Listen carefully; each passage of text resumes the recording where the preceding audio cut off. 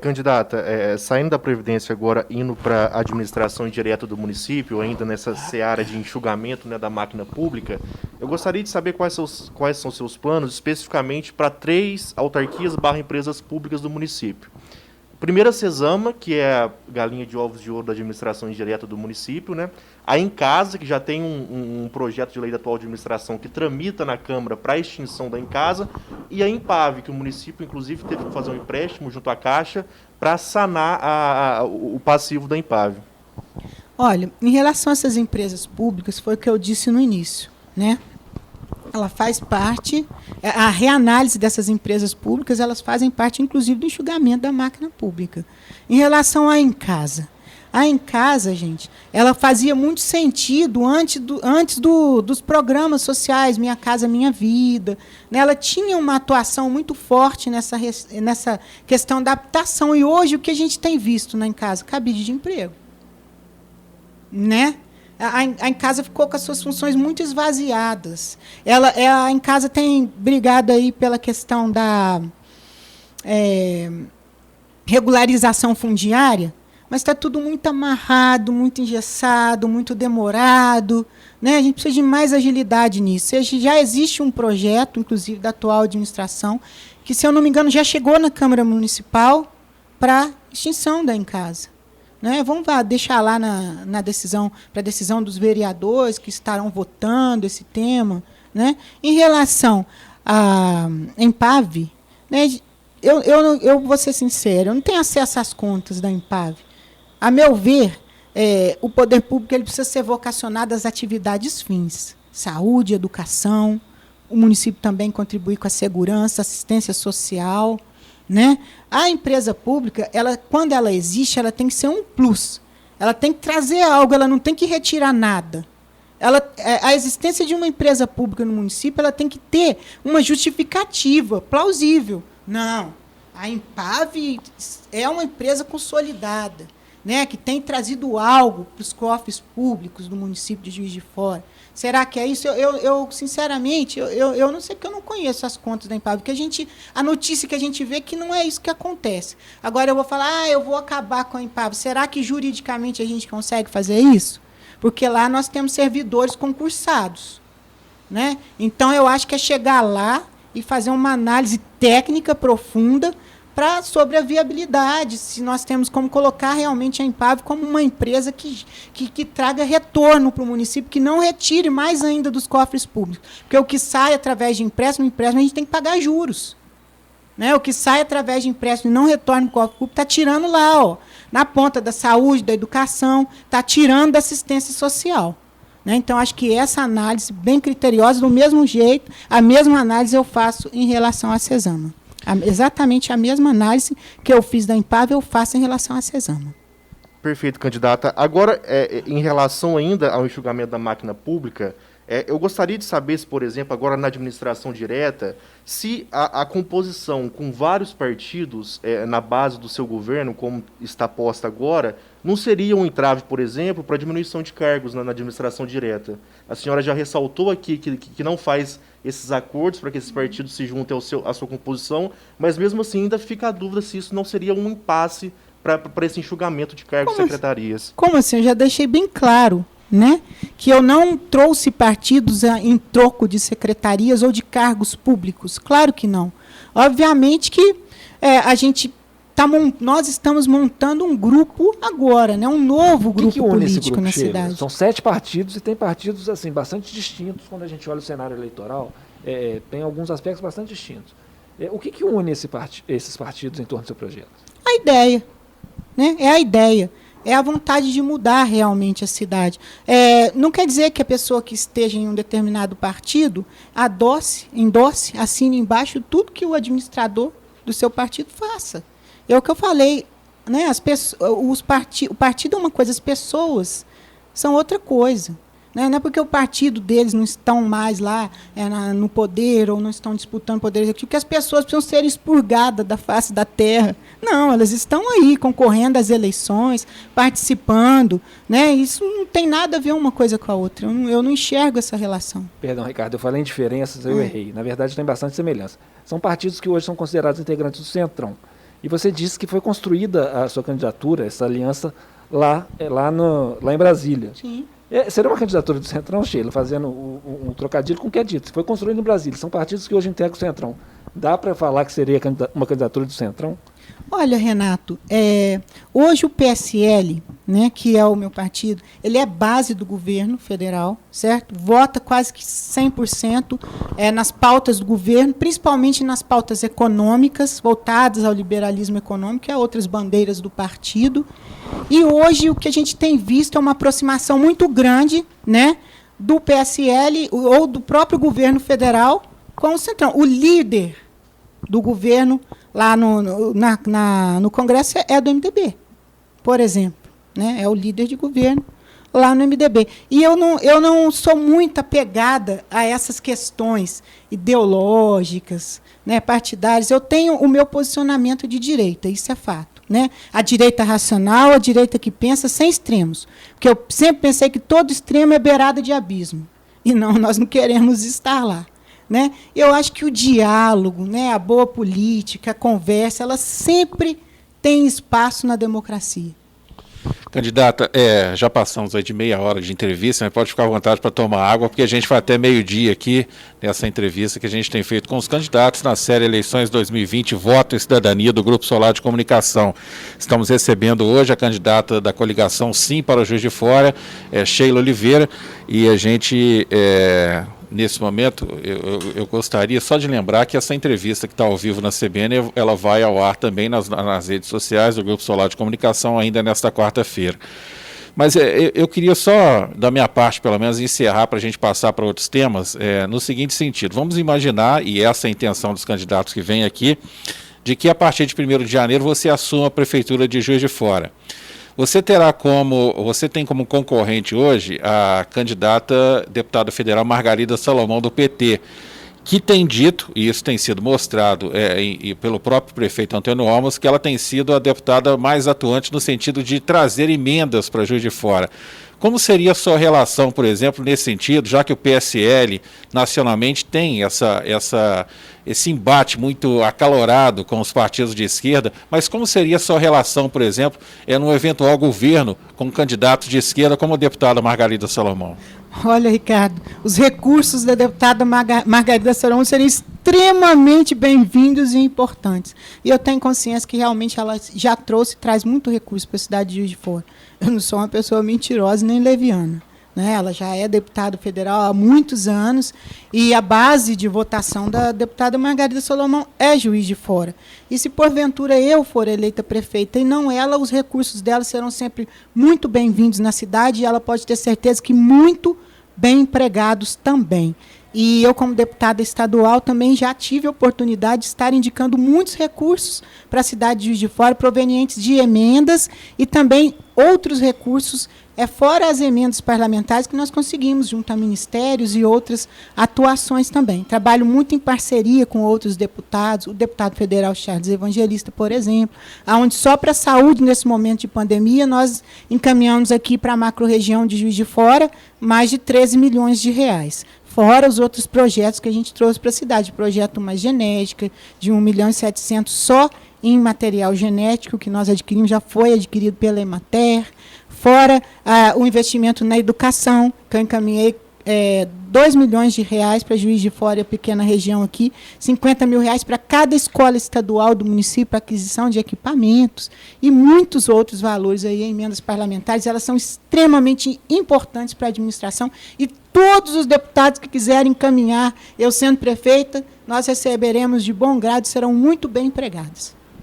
Sheila, respondeu o Gabriel recentemente sobre a questão das empresas públicas. Você falou que preocupa mais com o poder público, com a prefeitura voltada para as atividades fins. Citou a educação, saúde, mas citou também a segurança pública.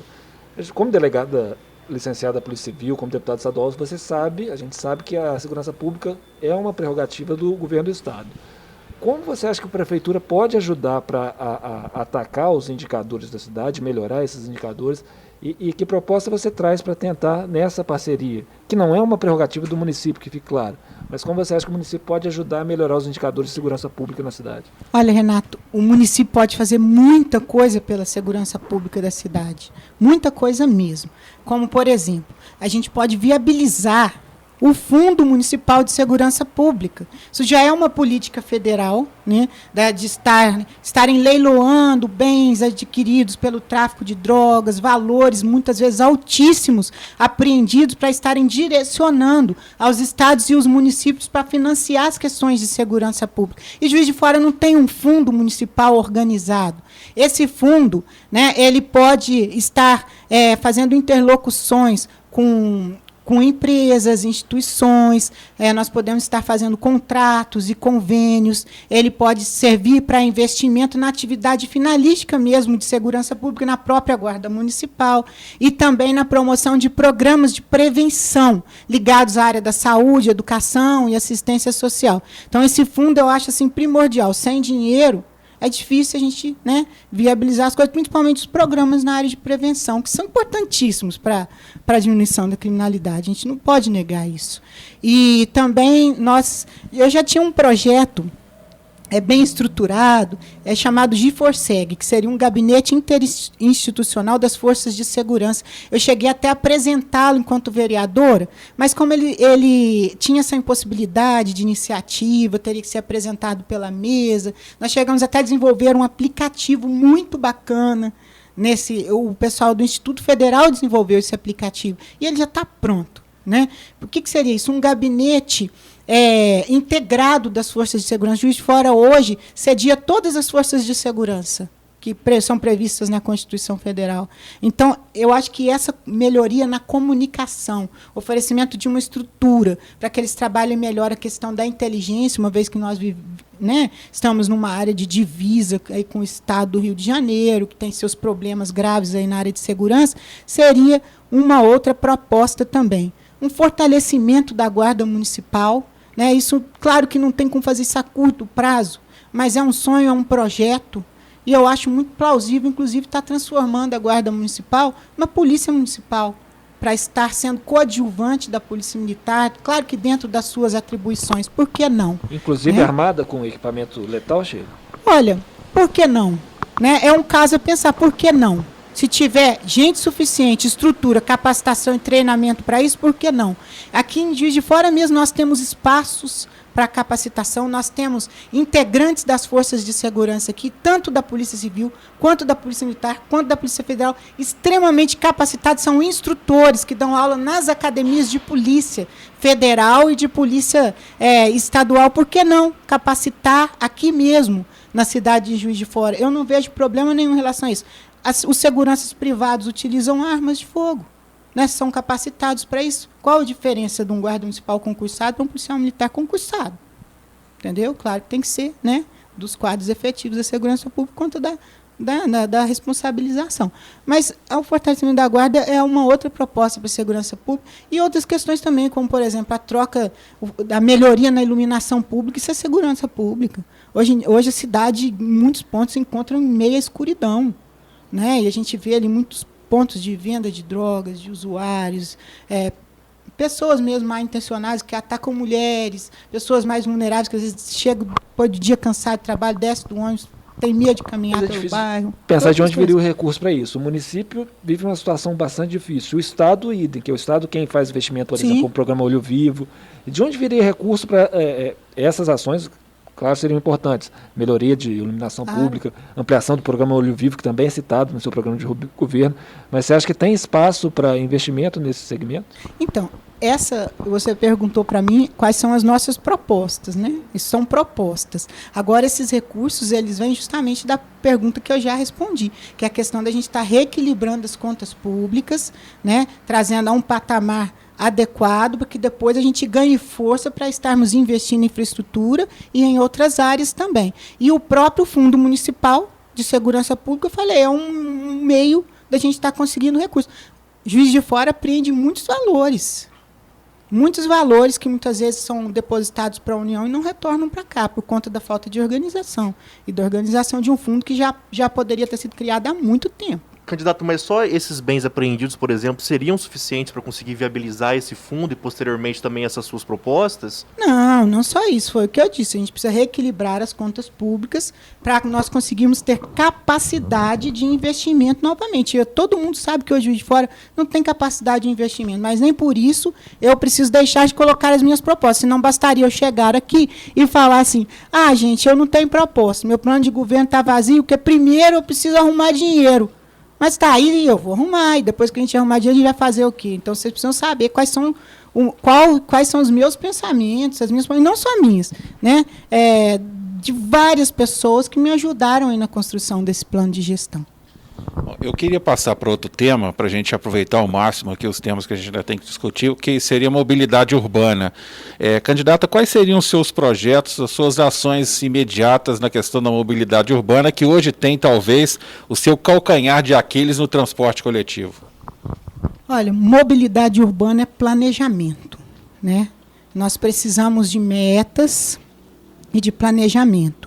Hoje nós sabemos que a questão, por exemplo, do transporte público está um caos na nossa cidade. Infelizmente, nós chegamos a uma situação caótica. Esse contrato de licitação já foi quebrado há muito tempo. Muitas regras ali previstas já não existem mais. Por exemplo, e o princípio constitucional da continuidade do serviço público? Essas paralisações, essas greves, isso não poderiam estar acontecendo, porque isso trouxe descontinuidade uma prestação de serviço público. Né? Vários itens que constam nesse contrato também, como a eficiência, né? O bom atendimento, a modicidade das tarifas, isso não vem sendo respeitado. Na minha opinião, esse processo, esse contrato, esse processo de licitação, ele precisa ser cancelado. E isso foi uma sugestão também da CPI, do transporte público.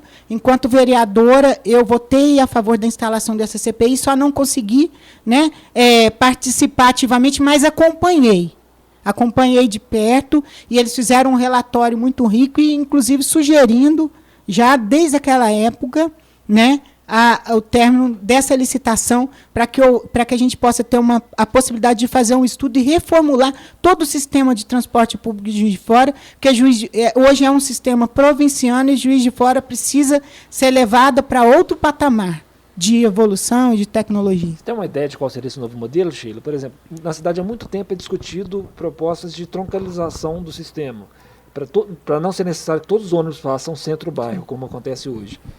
Chegou até a existir uma tentativa no passado, que acabou abortada com um projeto ainda em seu início.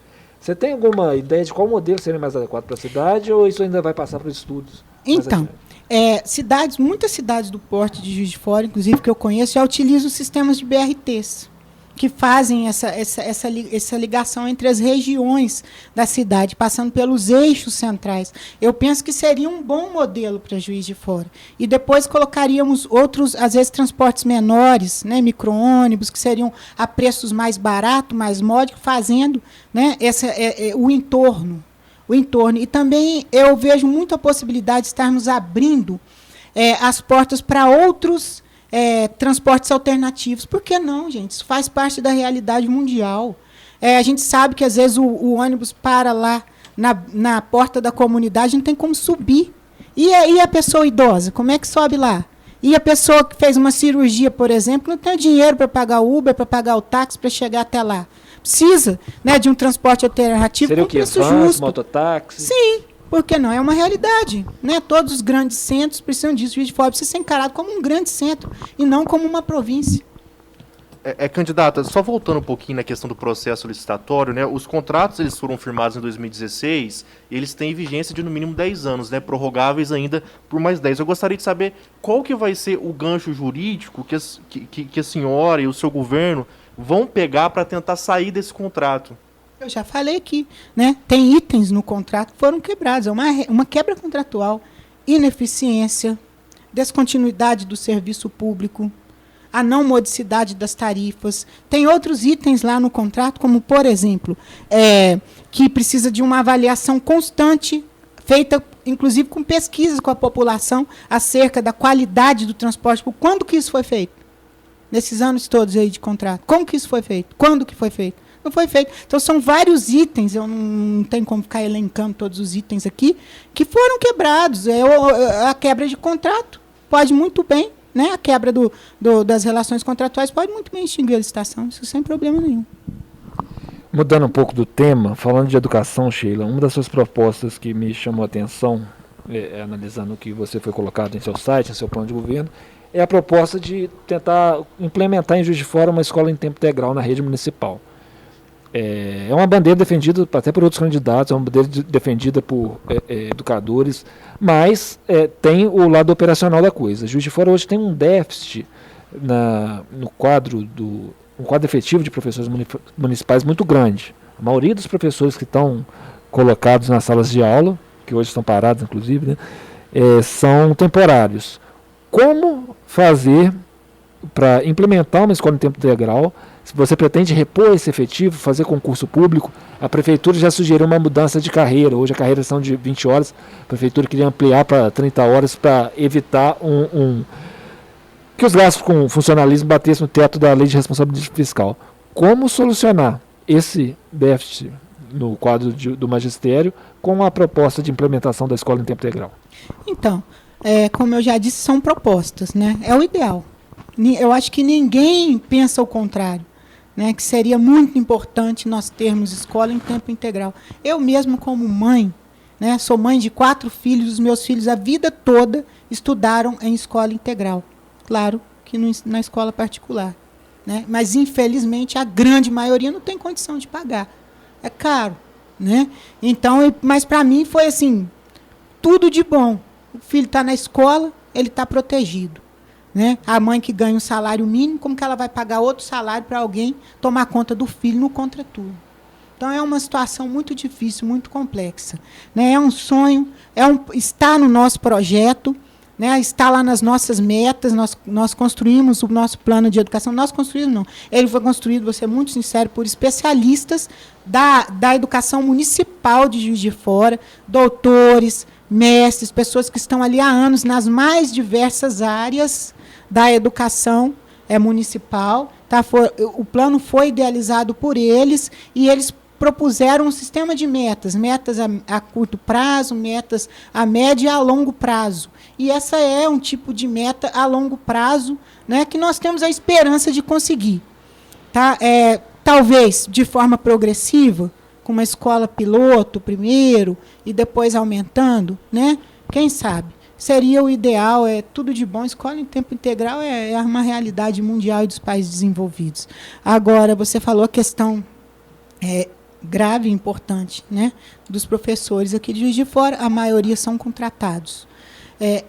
O meu posicionamento, né, em relação ao serviço público essencial tem que ser prestado por servidores efetivos. Servidores efetivos.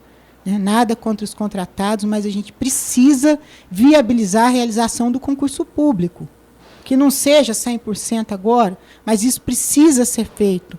Porque a educação, ela precisa de projeto a longo prazo, né? Perene, que não seja marca de um governo. Não pode ser marca de um governo, tem que dar resultado efetivo.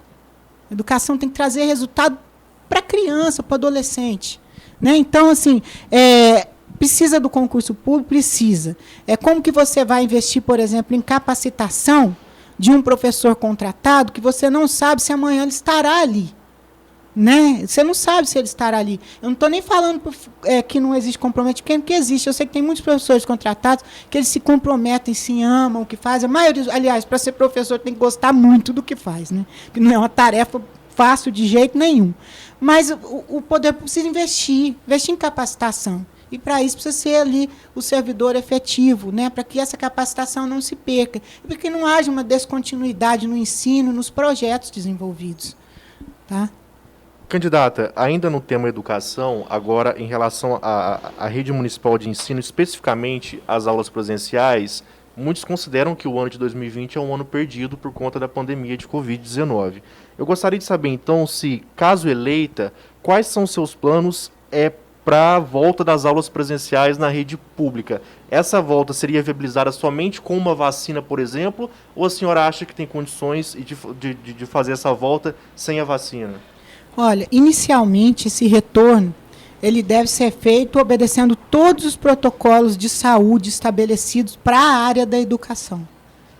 Nós não seríamos irresponsáveis de colocar alunos, né, de volta na escola, crianças principalmente, sem obedecer a esses protocolos estabelecidos, certo? E o que acontece? É necessário também que antes desse retorno, os professores sejam chamados e capacitados para esse momento, passando inclusive profissionais da área de psicologia, da assistência social, que é um momento atípico, nada vai ser igual. Os alunos não vão chegar da mesma maneira que saíram, e eles precisam ser capacitados para estarem... Primeiro precisamos acolher os professores, certo? Capacitá-los, depois para que eles acolham esses alunos e essas famílias, todas. Né? Por quê? Muitas crianças que estavam cuidadas na escola, principalmente as de creche, a gente não sabe a realidade que ela enfrentou lá fora. Às vezes já passava necessidade com a escola, imagine nesse período de pandemia, com desemprego, escassez de recursos e tudo mais, a gente não sabe como que essa criança vai chegar ali. Inclusive, a gente não sabe se todos vão retornar. Né? Precisamos de um trabalho muito, muito específico voltado para a recondução dessas crianças à escola, para lutarmos contra a evasão escolar, principalmente dos adolescentes. Né? E a gente precisa fazer um levantamento muito bem feito também sobre o aumento provável, a gente não sabe ainda, mas o provável aumento na procura, na demanda pelas escolas públicas. Muitos pais, né, que entraram na situação do novo vulnerável, que pagavam, às vezes, a escola particular com dificuldade, e hoje não tem mais condição de pagar. Então, eles vão buscar a escola pública e as crianças precisam ser acolhidas. A gente não sabe o número, se as nossas escolas vão comportar esse número, se a gente vai ter que buscar, por exemplo, igual já foi feito anos anteriores, alugar salas das escolas estaduais. Não sabemos se as escolas estaduais terão salas disponíveis, porque o aumento da procura lá também vai ser maior, né, nas escolas estaduais. A gente vai precisar fazer algum tipo de parceria público-privada. Então, são muitos. Em relação ao ensino, né, que você falou, como retomar se o ano de 2021 já praticamente considerado perdido. As poucas ações que foram feitas, tardias, talvez não surtam tantos efeitos assim. O Ministério da Educação ele já lançou uma resolução, né, com algumas diretrizes para que sejam anexados os 2 anos. Né, o 2020 e 2021, numa proposta só de ensino. Mas, para isso, eu penso que a gente vai ter que precisar acelerar um processo de informatização e de tecnologia na educação. Isso vai ter que ser prioridade. Por quê? Para a gente conseguir fazer isso, nós vamos ter que buscar muito teleaulas, né? As aulas remotas em casa, porque vai aumentar demais o número de matérias e não tem como comportar ali naquele período que o aluno fica na escola, ele vai ter que trabalhar muito com o trabalho de casa. Muitas vezes ele não tem o suporte dos pais e da família para esse trabalho em casa, e ele vai precisar ter um pouquinho de suporte da tecnologia e da boa vontade também dos educadores. Por isso essa capacitação.